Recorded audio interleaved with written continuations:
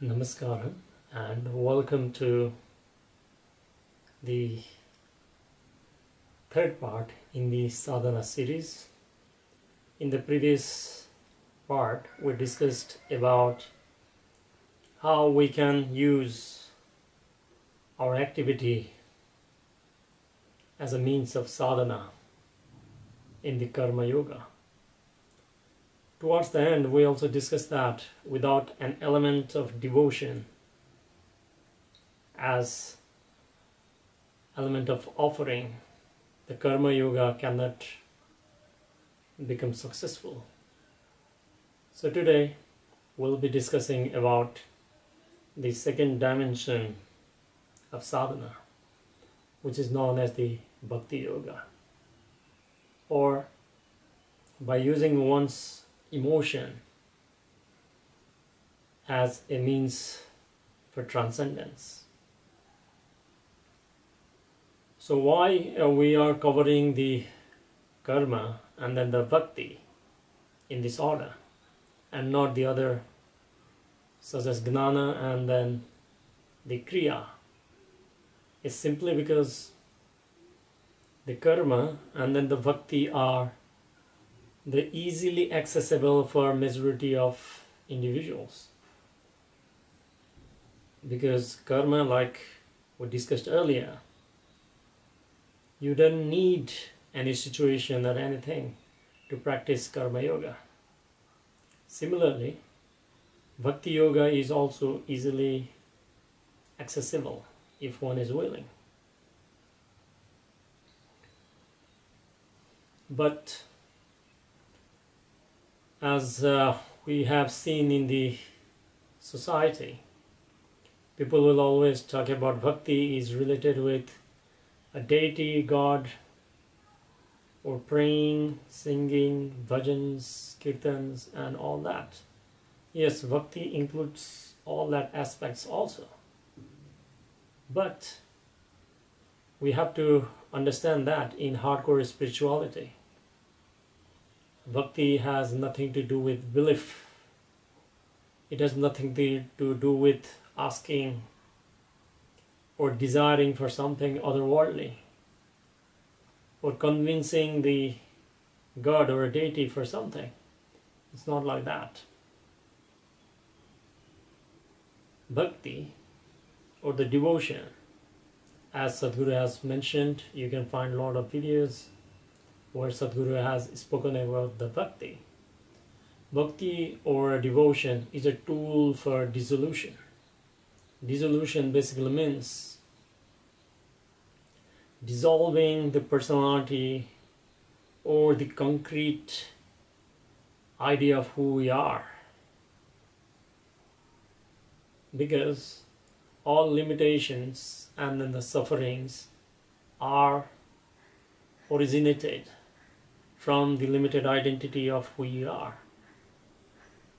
But although we have this limited identity through ignorance, we think that we're the center of the universe and we want things to happen according to our own accord. This is, Sadhguru has nicely put that most of the people want to change everything. They want to force change everything. They want people to behave their own way. This is what Sadhguru puts in a word, that it is like you versus the universe, or you versus the existence, you versus the creator. So what bhakti basically means is to come to the right perspective of who we are. For example, if we look ourselves also, for us to exist here and breathe and for me to speak and for you to listen, there are so many forces that is actually supporting this thing to take place. For example, the air that we breathe, the food we eat, and the sources of all this convenience and facilities, as well as Even if you look yourself also, the breathing is happening by itself, the thought process are happening by itself, the digestion is taking place itself. Once I eat it, I don't need to worry about anything. It will take care by itself. In the evening, the body will try to sleep by itself. I don't need to force it, or I don't need to do anything. Most of the things are happening by itself, which basically means that I just need to just sit here and experience all this and enjoy all this. So once you come to this understanding, not through logical but experientially.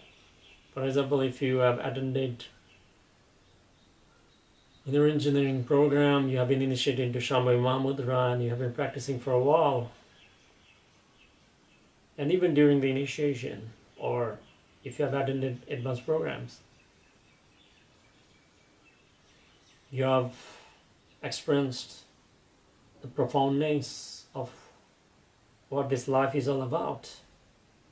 And in that profoundness, we come to understand that what we have experienced and the fulfillment of what we are experiencing at the moment is not our making.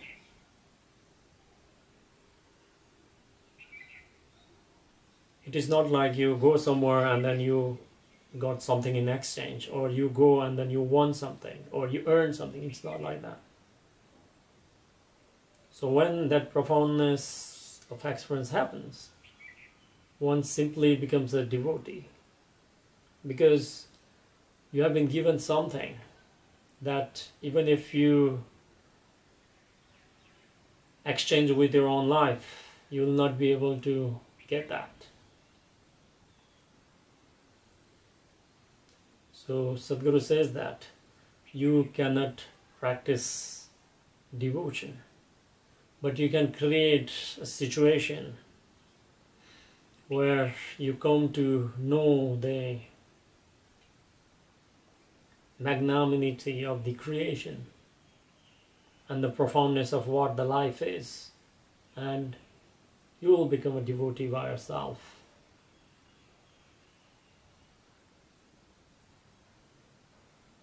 So there are several processes that one can undertake also to become available to the grace, or consciously some devotion sadhanas are there at each yoga center.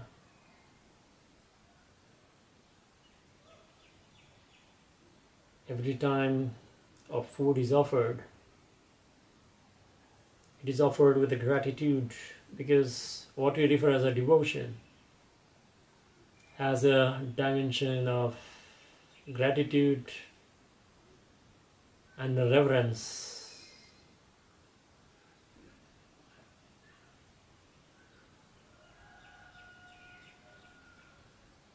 To understand briefly that the entire life is just like a gift. You don't need to do anything. It's just here. And like Sadhguru says, you cannot practice devotion, but you can arrive at devotion. So at Yoga Center, Sadhguru has set up Linga Vairavi temple. But if you just go and sit over there, you can experience the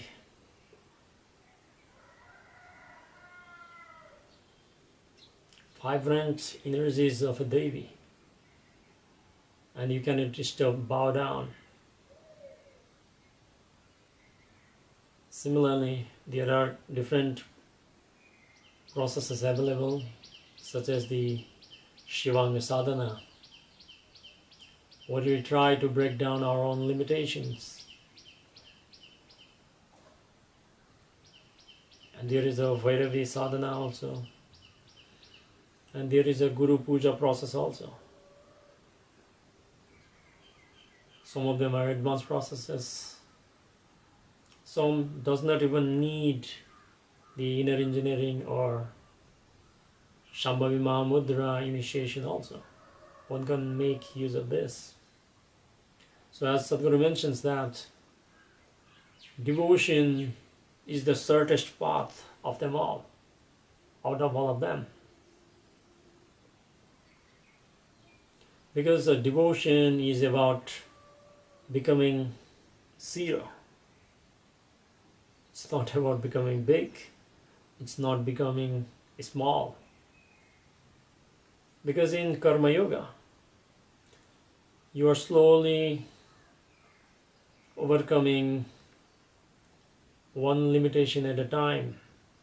You gradually progress in Karma Yoga. In Bhakti Yoga, although Bhakti Yoga comes as a duality, because there is you and there is someone or something. In Bhakti Yoga, there is only the object of devotion. Whether it can be a guru, it can be a deity, it can be anything. As Sadhguru mentions that it does not really matter anything. For example, if you just pick up a speck of grass or blade of grass from the ground, and if you pick it up and if you are just unwavering devotion, if you pour yourself into that, it will break open. And Sadhguru says that devotion is not only the shortest path, but it is the sweetest path of them all also. It is the sweetest way. Because in devotion, your emotion becomes so sweet. Almost everyone has experienced certain moment of pleasantness of emotions in their lifetime, which is referred as the love. So in love, people experience timelessness. People experience they are vulnerable to their beloved, but at the same time, they feel invincible, that they can overcome any challenges to be successful in love. But we know that in external world, everything is temporary. So even if the relationship is successful, it is bound to end somewhere.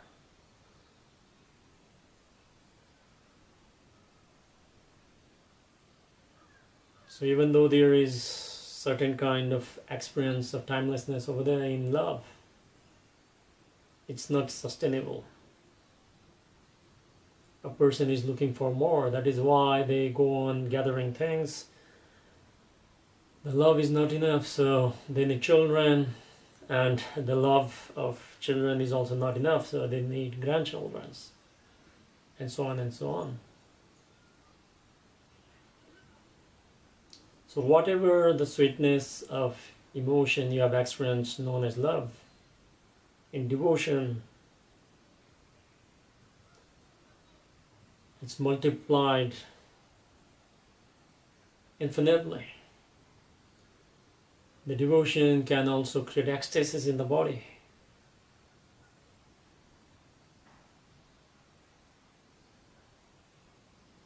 Now the difference between the love and devotion is, in love, there is always a power struggle in most of the relationship. Because there is the attraction and there is a repulsion. Simply because a relationship is a mating game in which each of the opposite sex is going to test the another opposite sex about their competency to handle the relationship, and look after the offsprings. So there is always attraction and repulsion. And people who are unable to handle love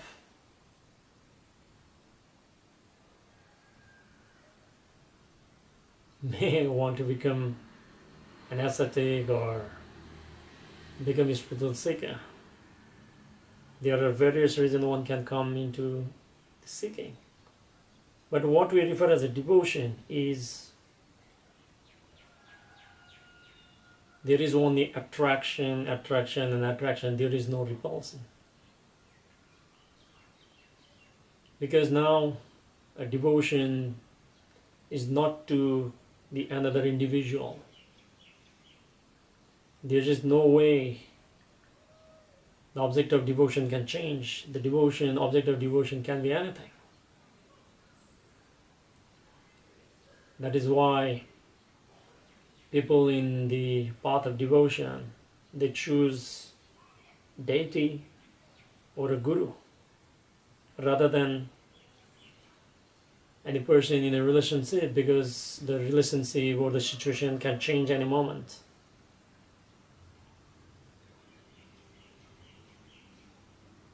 You can also say that devotion is a love affair with a God or a guru that cannot fail.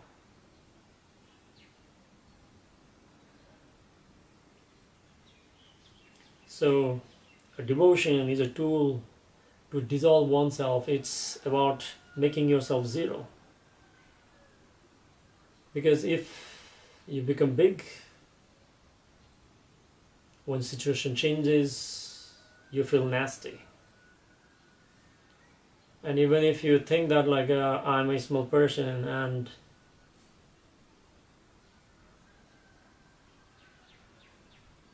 and you are ready to accept everything, but it's still, even if you are small, your personality can still be big, very rigid. So what we refer as devotion is to become so vulnerable that you are ready to dissolve who you are. And only when you are empty, what we refer as a guru, whether you call it a divine or a creator or the existence, can flow through you. And that is the moment when one experiences ecstasy. And for this, you don't need any methods.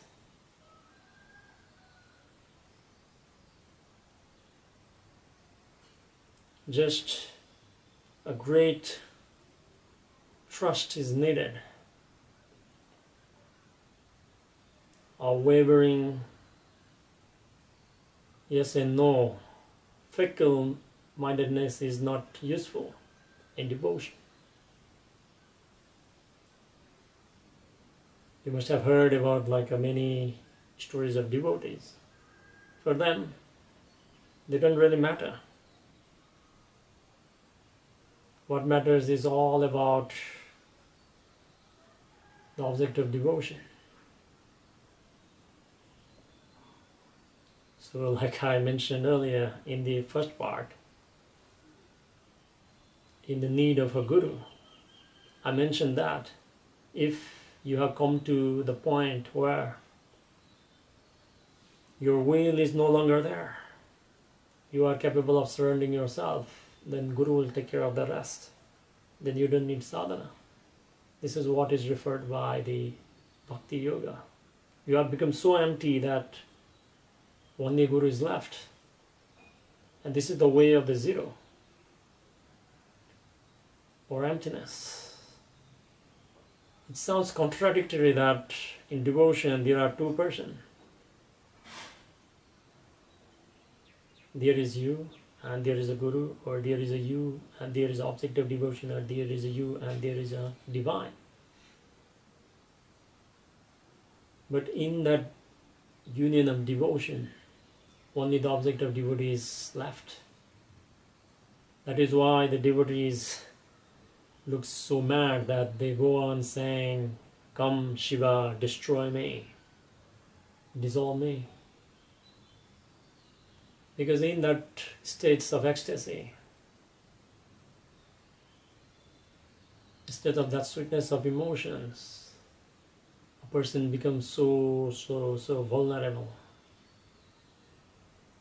Because what we refer as a personality is actually a survival mechanism.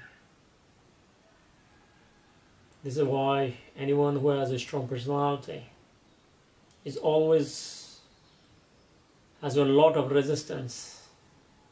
He needs motivation to do something. But the devotee is always willing. That is why a devotee can also make a good or even like a great or ideal karma yogis. Because now the sweetness is within him. He does not need anything from outside. And the next, since he has no need from outside, he can throw at anything. And he is so empty that there is no limitations for him to break in karma yoga. It just becomes offering to the God, divine, or a guru. That's why one of the paths of Bhakti Yoga is called Iswar Paridhana, which basically means the fruit of my action, I offer it to you. So in this context, in decimating the personality in Bhakti Yoga, because you have no will of your own, and then you let the existence flow through you. This is why Sadhguru says Bhakti or the devotees have the best time in their life, although they look mad, like Ramana Maharshi as well as Ramakrishna Paramahamsa.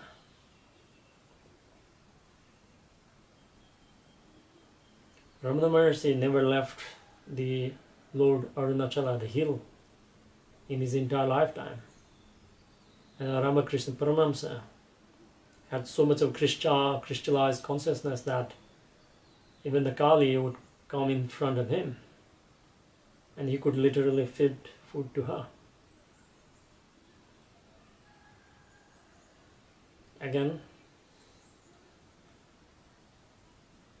you should take this as a possibility.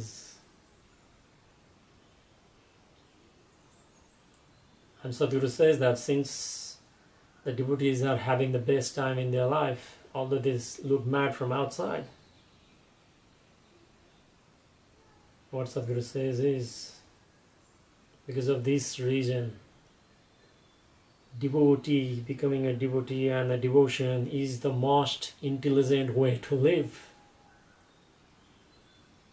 It's the most intelligent way to live. Because whatever you do in your life, whether you earn money, name, fame, children, wife, husband, power, or even if you do other forms of yoga or meditation or sadhana, the ultimate goal is you just want to have the ecstatic experience for yourself, the sweetness of your being. And that is why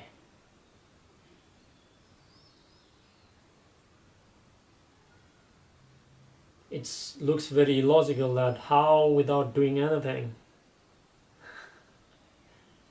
one can actually do this.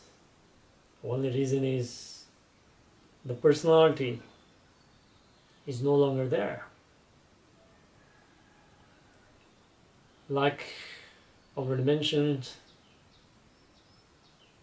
although Bhakti Yoga is the shortest path, not everyone is capable of pushing it to the threshold.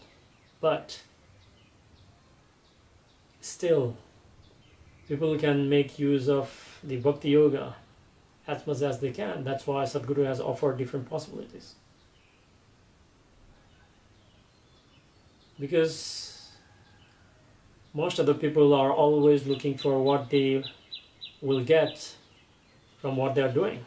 Because of this reason, Sadhguru mentions that Bhakti Yoga is not suitable for majority of the people in today's world where people are highly logical in nature. That is why he has offered the more scientific methods of kriyas. So we'll be going into that in the next few parts of the series. But in summary, Bhakti Yoga is the shortest route to self-realization. It's the most sweetest, it's the most intelligent way to live, but at the same time nearly impossible. Why? Because if you bow down to someone, it becomes mechanical. And in mechanical bowing, you can have some back exercise and have some social utility. But in existential domain, it has no significance. So, when one comes in the presence of the Guru or any heightened, elevated beings, one can experience the profoundness of life and then the another dimension which one cannot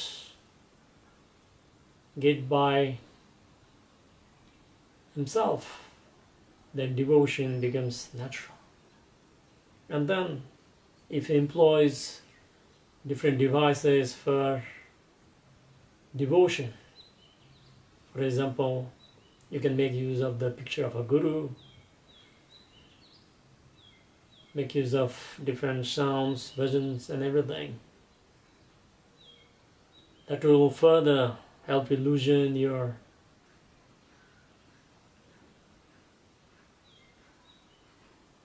personality. So a pure devotee, like Sadhguru says, is completely useless in the world.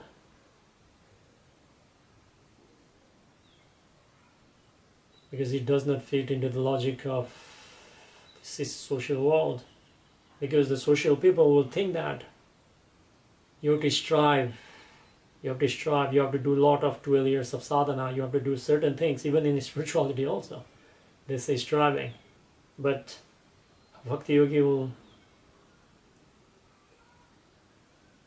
is not even in a state of expressing that nothing is actually necessary. You just need to throw away your false identity and the truth is just there. And the possibility is here with Sadhguru among us and various Isha programs. Please make use of them. And I take this opportunity to share about the sexual global movement. And what Sadhguru said is he's devoted to life and he's devoted to me and you as well, the person who is watching to this video. And his devotion is so total that he does not expect anything out of anyone, and that's why he's unstoppable, he looks invincible, and he's trying to raise the awareness of the entire humanity to make into the conscious planet. And so if you offer yourself and become earth body and be part of this moment, there is a high possibility that you can experience what I'm talking. Because while I'm making this video, I'm in certain kind of trance, and this is only possible through bhakti, devotion.